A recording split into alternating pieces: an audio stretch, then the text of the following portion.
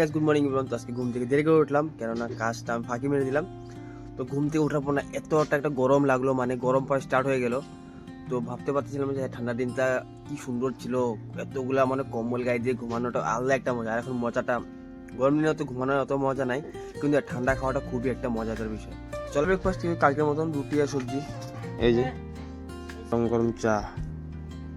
আস্তে আস্তে গরম দিন পড়ে গেল আর চা খাওয়াটা হয়তো বন্ধ করতে লাগবে।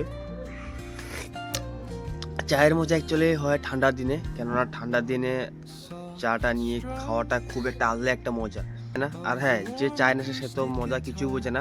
চা হলে জীবনটাই তার চলে যায়, ভাত না হলেও হয়, কিন্তু চাটা লাগবেই।